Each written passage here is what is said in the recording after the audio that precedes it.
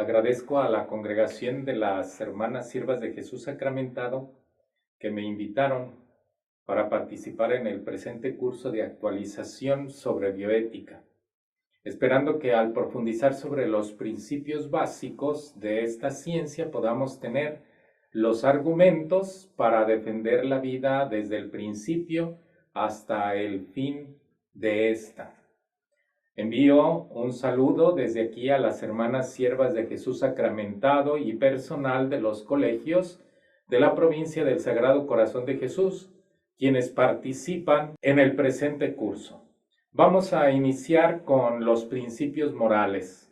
Vamos a hacer una breve introducción que nos ayude a nosotros a entender sobre todo este sentido, por qué los principios morales son fundamentales en el estudio de la bioética. Hay que tener en cuenta que anteriormente lo que se estudiaba en este aspecto era en orden al quinto mandamiento, no matarás. Fue hasta después del Concilio Vaticano II cuando se pone un punto fundamental en el estudio de la teología moral, y esto no significa que no se haya tenido conciencia de la dignidad de la persona, sino que el tema se va a abordar ahora según las acciones contrarias a la defensa de la vida. Debemos reconocer que la bioética es una ciencia prácticamente nueva, de los años 70.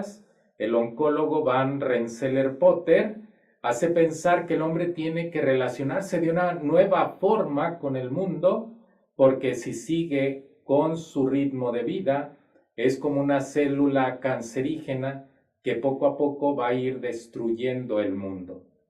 Porque si sigue de esta forma, entonces no vamos a poder gozar de este planeta, o las generaciones futuras no gozarán de este planeta. Entonces hay que repensar una nueva forma de relacionarse el hombre con la naturaleza. Por ello es necesario que tengamos claridad en los principios morales, en una bioética natural o cristiana, ya que nos encontramos ante una situación problemática, pues según la antropología que se siga, será la teología que se tenga. Podemos nosotros darnos cuenta que hay principios utilitaristas, materialistas, eficientistas. Entonces se va a ver al hombre como alguien que produce, como alguien que es útil, o como un conjunto de células, y entonces a partir de allí la bioética que se defiende va a tratar al hombre como según se le tenga en este concepto. Para nosotros, la antropología cristiana o revelada parte de la dignidad de la persona, quien es una criatura hecha imagen y semejanza de Dios. Es una unidad de cuerpo y alma, y el signo inminente es la capacidad que tiene para tomar decisiones, es decir, es un ser libre. Entonces el hombre tiene esta capacidad para tomar decisiones por sí mismo, y esto es lo que lo hace ser responsable ante su actuar, que muchas veces el hombre no quiere reconocer y busca en otros responsabilizar sus acciones. Es algo meramente contrario.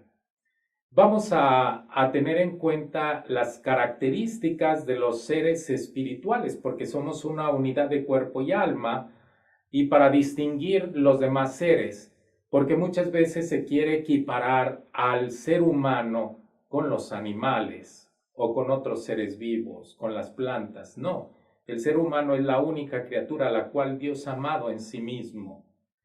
Las demás criaturas Dios las creó, pero están en orden al servicio del hombre. No es un ser igual, sino que es diferente. Vamos a ver cuáles son estas características que lo hacen diferente a los demás seres. Una de las primeras características es que el ser humano es el único que tiene la capacidad para autoconocerse, para autodeterminarse, autotrascender y autodonarse. Primero, autoconocerse. Se da cuenta de que es diferente, único e irrepetible. A nadie le gusta que lo comparen. Entonces el hombre se da cuenta de este punto principalmente. Segundo, autodeterminarse. Se da cuenta que puede ser y hacer las cosas de manera diferente. Entonces no se deja dominar por los demás, sino que busca constantemente ser él, autónomo, independiente. Nosotros lo podemos encontrar esta característica cuando el hijo le dice a su papá o a su mamá que él ya sabe, que él ya puede. Entonces se está autodeterminando. Tercero, autotrascender. El hombre es el único que puede entrar en contacto con el absoluto. A través de la oración, a través de la meditación, se da cuenta que puede comunicarse con ese ser que es completamente otro, Dios. En este punto tengo que hacer un paréntesis porque aunque el animalito siente, no sabe que siente, mientras de que el hombre sabe que siente. Por eso el hombre no se equivoca. Por eso el hombre, en este sentido, cuando dice que tiene un encuentro con Dios, tenemos que darnos cuenta que verdaderamente se encuentra con Dios. El animalito no, pero nosotros sí nos damos cuenta de esto. Entonces yo sé que sé, el animalito no sabe que sabe y no va a saber porque es un ser irracional. Y por último, el cuarto tiene la capacidad de autodonarse. Toma decisiones que lo comprometen, lo hacen ser diferente a los demás. Yo, en este caso, sacerdote, yo libremente asumí este compromiso de ser sacerdote. Yo sentí el llamado y entonces yo tomé la decisión libremente.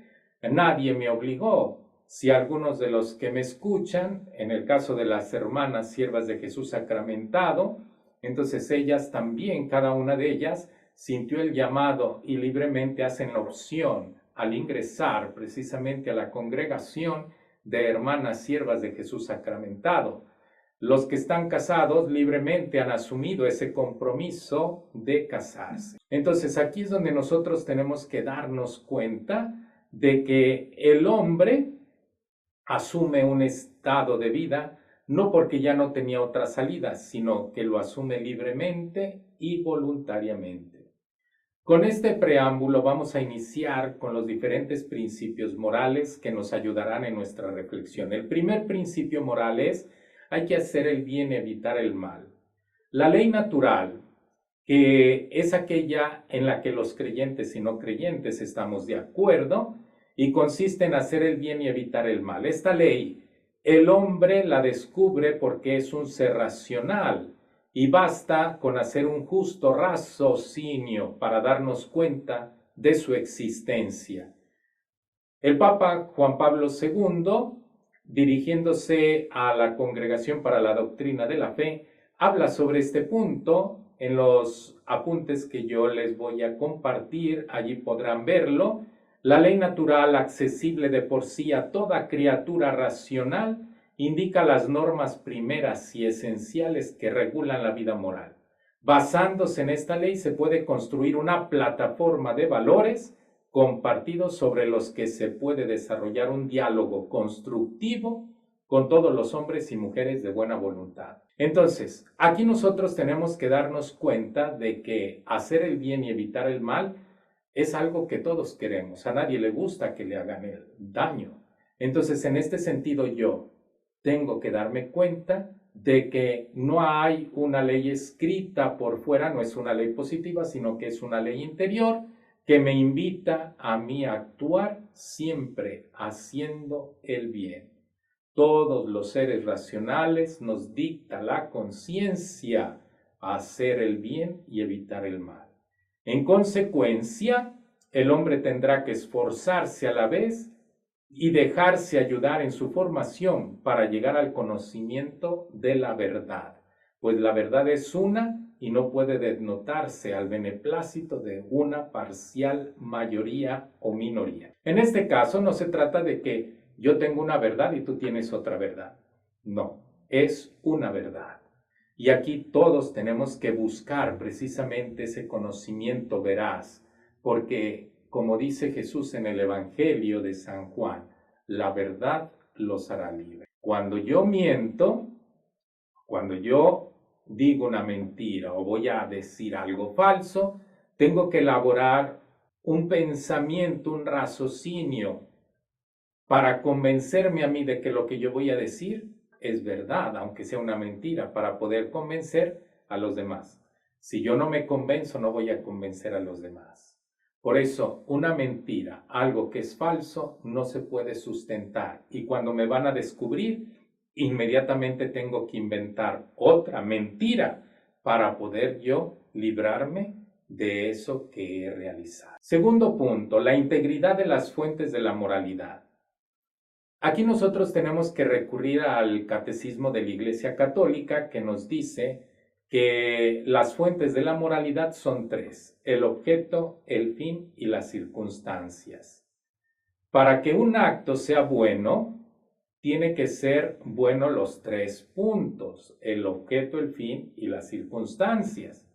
Si uno de ellos es malo, todo el acto queda pervertido por la maldad de uno de ellos. Distingamos actos del hombre y actos humanos. Los actos del hombre son naturales, connaturales a la persona humana e independientes de la voluntad. Aquí podemos nosotros encontrar la digestión, el sueño, el hambre. A lo mejor al estar dando yo la explicación, alguien está cansado y se empieza a dormir. Bueno, pues es algo natural. Ese es un acto del hombre. Desayuné o no desayuné, comí, dependiendo, pero la digestión me hace un poquito mal y entonces empiezo yo a tener en mi estómago ciertos movimientos intestinales y empiezan a hacer un ruido extraño, pero eso es independiente. Entonces yo no puedo, por más que quiera, calmar esos sonidos y eso se da. Esos son actos del hombre. Los actos humanos dependen de la libertad y de la voluntad del hombre. De esos son de los que yo voy a dar cuenta. Entonces, para que un acto humano sea imputable, del cual yo voy a ser responsable, necesito hacerlo libre, consciente y voluntariamente. Entonces, aquí lo que nos dice el catecismo: el objeto elegido es un bien hacia el cual tiende deliberadamente la voluntad. Es la materia de un acto humano. El objeto elegido es específicamente moralmente el acto del querer, según que la razón lo reconozca y lo juzgue conforme o no conforme al bien verdadero. La intención, por estar ligada a la fuente voluntaria de la acción y por determinarla en razón del fin, es un elemento esencial en la calificación moral de la acción. El fin es el término primero de la intención y designa el objetivo buscado en la acción. La intención es un movimiento de la voluntad hacia un fin, mira al término del obrar. Por eso, el fin no justifica los medios. Las circunstancias, comprendidas en ellas las consecuencias, son los elementos secundarios de un acto moral. Y estos van a contribuir a agravar o a disminuir la bondad o malicia de los actos humanos. ¿Qué quiere decir? Que un acto humano, una persona lo puede realizar y para una hay más responsabilidad que otra. No quiere decir que la otra persona, el acto sea bueno, no, el acto es malo, pero hay más responsabilidad en una que otra. Vamos a tratar de explicarlo posteriormente. Si hubiese alguna duda, alguna cuestión, con mucho gusto, a través de la hermana Patti, con mucho gusto yo puedo responder directamente. Vamos a poner un ejemplo para comprender mejor la integridad de las fuentes de la moralidad. Dar limosna es el objeto. El fin es ayudar a los necesitados. Las circunstancias: lo realizo de buen modo y rápidamente. Mi acto es bueno. Abortar es el objeto. El fin: ya no quiero tener más hijos. La acción la realizo a pesar de saber que es un asesinato. Entonces, ese es el punto. Circunstancias: aquí es donde yo tengo que ver. Yo sé que esto es malo y lo voy a hacer. Las circunstancias: me tomo una pastilla, voy con el médico, cualquier cosa. Entonces, el acto humano es malo. El fin no justifica los medios. El asesinato siempre va a ser un asesinato. Entonces, aquí ya tenemos dos principios morales. Vamos por el tercero. Los principios de responsabilidad y profesionalidad. Recuerdo que en una reunión de hombres de ciencia, médicos, nos invitaron para una ponencia, no nos dieron la palabra, pero un misionero javeriano se acercó al micrófono y tomó la palabra y dijo: cuando la ciencia ignora la ética, deja de ser ciencia. Y es verdad, una ciencia sin ética deja de ser ciencia. Será otra cosa menos ciencia. En este punto vamos a recurrir al significado de la profesión, y para poder hablar de profesionalidad y por consiguiente responsabilidad, el profesor Martín López Calva en su artículo Ética Profesional y Complejidad dice: todo trabajo remunerado es una profesión, pero el sentido pleno, no todo trabajo remunerado es una profesión. Continúa el autor desarrollando algunas características propias de lo profesional. Que las personas tengan una dedicación estable a ese conjunto de actividades con una función social específica. Que esas actividades constituyan el medio de vida de las personas que las ejercen. Que exista un cuerpo específico de conocimientos de esa actividad del que carecen los que no son profesionales de la materia. Que estos conocimientos se transmitan de manera institucionalizada a los nuevos profesionales y que haya una forma de acreditación socialmente legítima para ejercer esta actividad. Finalmente, que exista un control de los profesionales sobre el ejercicio de la actividad. Adela Cortina, cuando habla sobre la profesión, es más específica, no porque el maestro López Calva no sea, sino que ella es más breve. Dice: actividad social cooperativa cuya meta interna consiste en proporcionar a la sociedad un bien específico e indispensable para la supervivencia como sociedad humana, para lo cual se precisa el concurso de la comunidad de profesionales que como tales se identifican ante la sociedad. Bueno, entonces, un profesional tiene que saber precisamente lo que va a enseñar y lo que va a decir.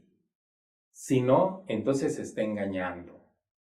Por eso la profesionalidad, el profesor, el maestro, el médico, el abogado, cada uno de ellos tiene que saber bien a lo que se va a dedicar. Entonces, tenemos nosotros que buscar precisamente la profesionalidad. Yo tengo que ser excelente en mi profesión y yo tengo que buscar constantemente esto. Aquí vamos a distinguir negligencia de nesciencia. La negligencia es cuando una persona omite o olvida en su preparación la actualización y es responsable de los desaciertos en su ámbito. Lo que nos dice precisamente el diccionario. Entonces, yo cuando no me aplico, cuando yo omito, cuando yo no soy diligente, yo soy responsable de que los alumnos no aprendan bien. La necencia es la ignorancia, la necedad o la falta de la ciencia no necesaria para mi profesión. Entonces, en este caso, yo como sacerdote, yo tengo que saber teología en todas sus áreas: espiritual, moral, dogmática, sagrada escritura, pastoral.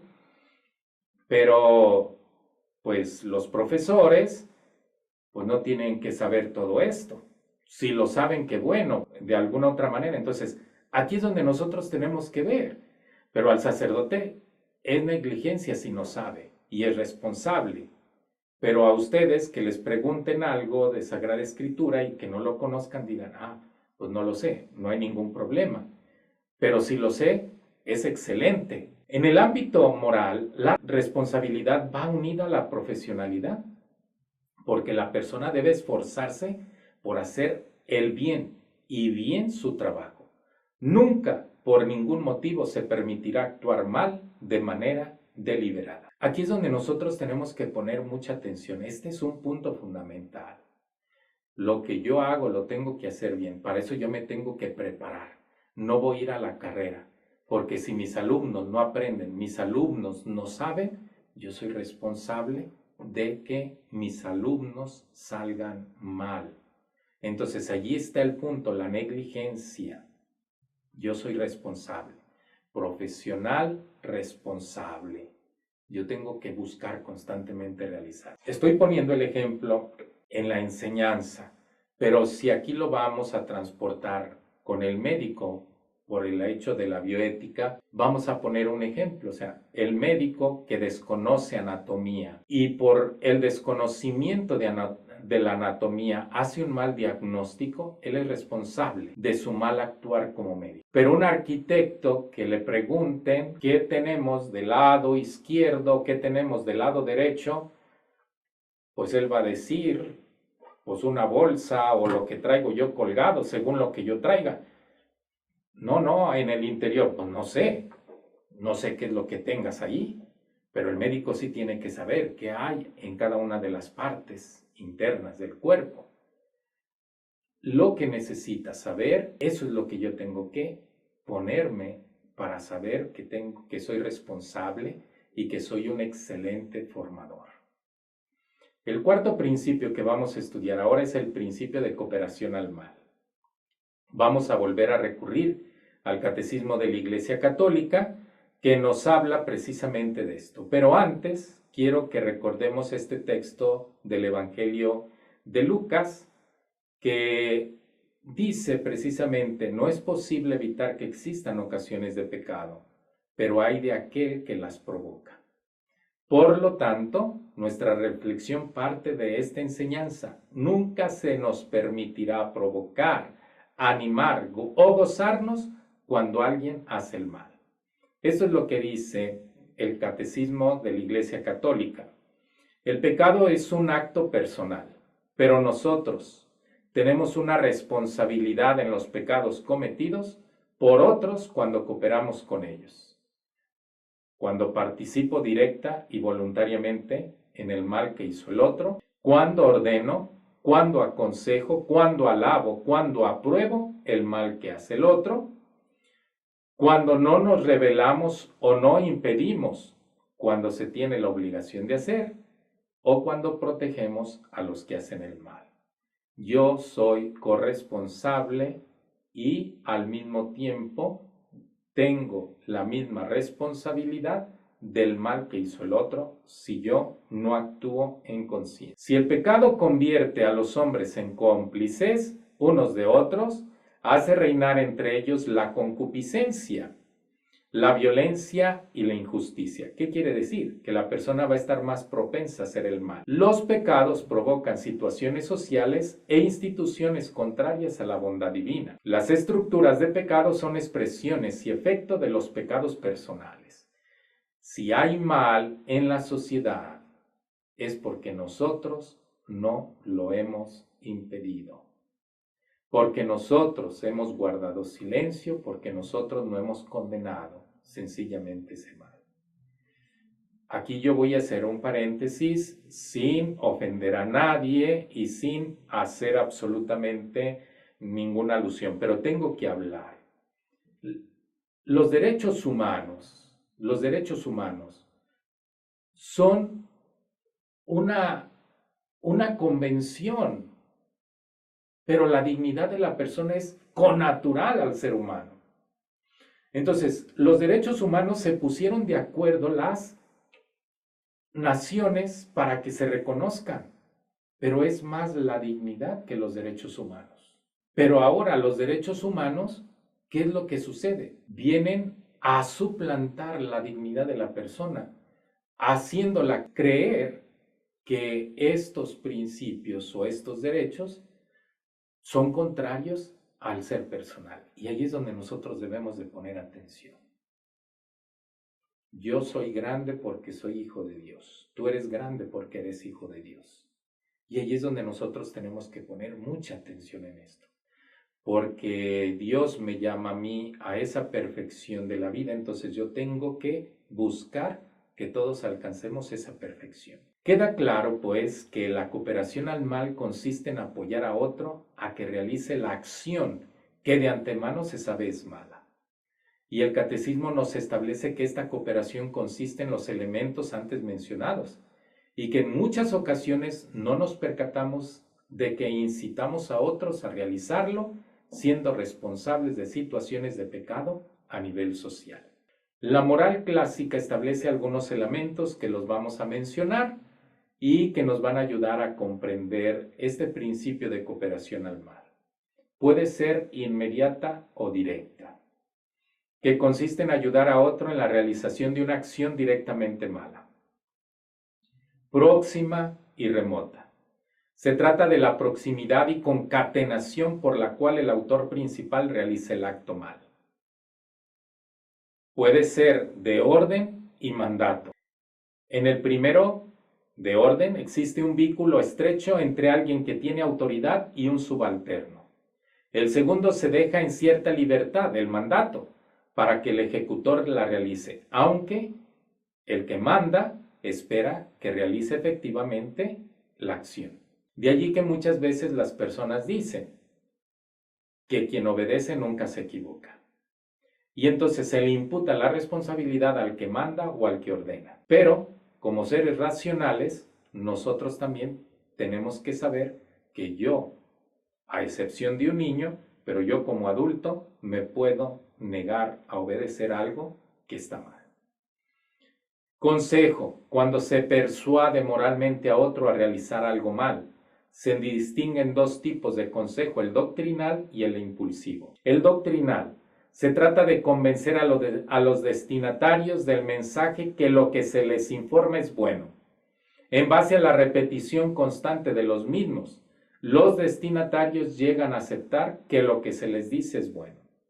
Las campañas del uso del condón para las relaciones sexuales entre adolescentes, que te cuides, las campañas de esterilización, todo esto. Entonces el hombre se convierte en un simple objeto de materia. Impulsivo empuja la voluntad de quien actuará a realizar el acto imprevistamente, es decir, se deja llevar. O sea, yo sé que es corajudo, que es impulsivo y le voy a decir que alguien le hizo mal para que vaya y lo golpee, aunque sea mentira. Por eso es impulsivo. De consentimiento es la aprobación del acto que realizará o realizó la persona. Por ejemplo, estas expresiones: qué bueno, se lo merecía, ya te habías tardado, págale con la misma moneda, etc. Ese es el consentimiento. Yo estoy aprobando el mal que hizo. La instigación o tentación, cuando se halaga, adula o aplaude al haber hecho el mal, es parecida a la anterior. La presentación del recurso, poner a disposición de quien hará el mal el instrumento o recurso que utilizará para actuar. Le va a pegar a alguien, toma, yo le paso el objeto para que lo golpee. Y la participación puede ser de dos formas: cuando me beneficio del mal causado, recibo alguna ganancia o compro sabiendo que el producto es robado, o cuando participo de la acción misma. Esa es la segunda. O sea, puedo beneficiarme o yo participar. Callar, cuando la persona sabe que hará daño y no advierte cuando por justicia tendría que hacerlo. Esto sucede mucho entre los hermanos. Cuando los hermanos le dicen al otro: no le digas a mi papá, no le digas a mi mamá. Cuando saben los hermanos que van a hacer mal, callan. No impedir. Cuando tengo la oportunidad de impedir que se realice el acto malo y prefiero no involucrarme. Esto lo ejemplificamos en los hechos que se dan en agresiones entre alumnos que se filman para subirlo a las redes sociales, el famoso bullying. El no denunciar. Cuando tengo conocimiento del actor o los actores del mal y no los denuncio. Un paréntesis: en este aspecto debemos ser cuidadosos, pues la inseguridad, y la delincuencia nos aventajan en este punto, al grado que el temor nos tiene paralizados y preferimos no involucrarnos para salir bien librados. Pero es importante que veamos en este punto la organización de colonos o las otras organizaciones para apoyarse y salir bien librados de cualquier situación que los pone en riesgo. Estos son los primeros principios morales. Posteriormente vamos a ver los otros tres que nos van a ayudar a nosotros a entender en este aspecto de lo que viene siendo la bioética. ¿Por qué? Porque si yo distingo todos los principios morales, me ayudará a mí a que mi acción sea siempre buena. Yo tengo que actuar siempre conforme a la verdad, conforme al bien y libremente. Entonces, mi acto para que sea bueno tiene que ser veraz, auténtico y bueno. Muchísimas gracias.